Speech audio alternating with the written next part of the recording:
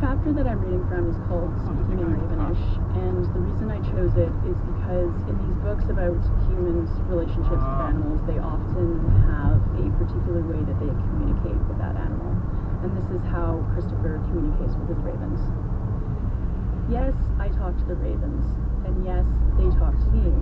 I'm not exactly Dr. Dolittle, but I suppose I have developed a way of communicating with them over the years that seems to work for us all. I always say good morning to them and good night, and I speak to them in English during the day. I've also developed a few raven calls and sounds, which they seem to respond to, though I don't exactly know how. Birdsong and piece of shit lion stem rock. Your girlfriend's got a hole like the fucking Grand Canyon. You need a mule to get your cock in.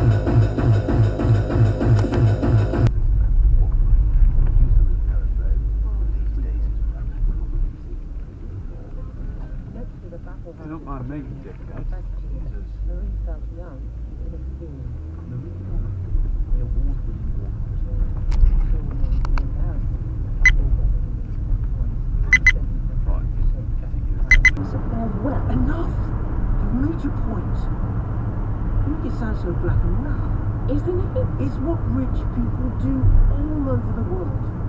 They protect their wealth. Your company is a laundromat. They're plundering their own countries. They're washing the dirty money here. We can't prove that. Line now, but if they have monopoly power, it will be possible for them to cross the line in the future, and by then it will be too late to do anything about it. Well, you have to be clear about what we mean by cross the line.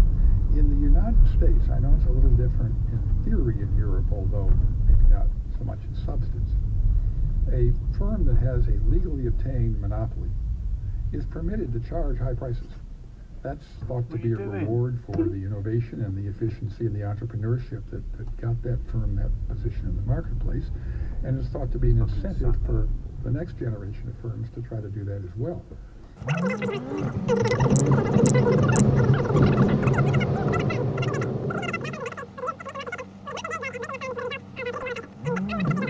1911 Standard Oil case, where the United States government very aggressively broke up the Standard Oil Company, and immediately the price of gas began to go up.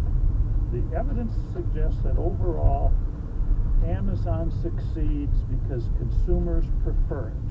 Practically every product on the Amazon website is a commodity or a trademark product that Amazon buys. You can get it from another source. Amazon... I mean not dead, obviously, but... Anyway, so if you could just fix and fasten your safety belts, I shall return back with and to you subsequent to takeoff. Alright? Funny, it'll be her first flight, and it'll be our last. Yeah. Pedro? Murder mystery novels she wrote. She was a huge fan of Agatha Christie.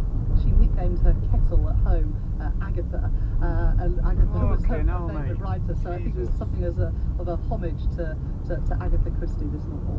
Thank you very much. Rachel Reeves. Division Bell Mystery by Ellen Wilkinson is published by the British Library.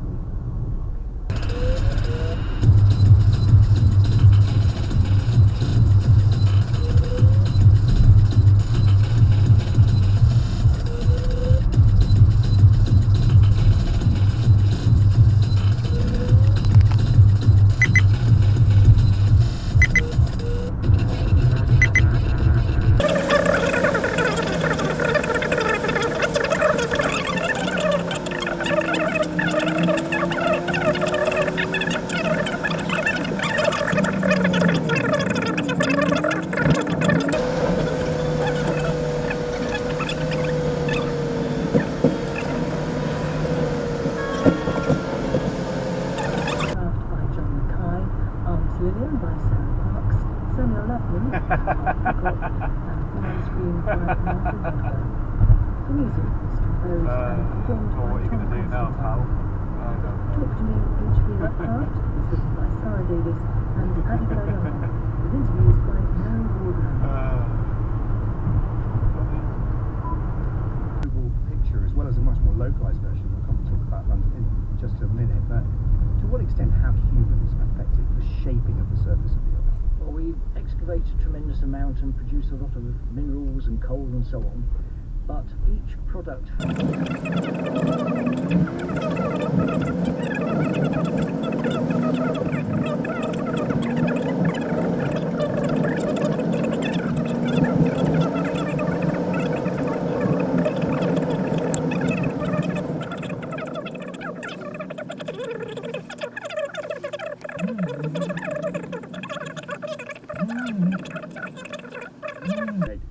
occur as in effect the foundation of that city. And there's a good reason actually for doing this as well. So if you're loading the ground with extra weight of these artificial deposits plus large skyscrapers, the ground level is going to start to subside. And it may be only a few millimetres per year, but of course in a world where we're seeing rising sea levels of a few millimetres per year and London being a coastal city, there's a direct implication of potential flooding in the city. So for projects like Crossrail or now HS2, you know, often they're profoundly delayed because every time an archaeologist sticks a fork in the ground in central London, they excavate, you know, a plague pit or some Roman burial. But how do you actually tell the difference between just bedrock and the stuff that's under the surface, which isn't archaeological, and actual building rock? What we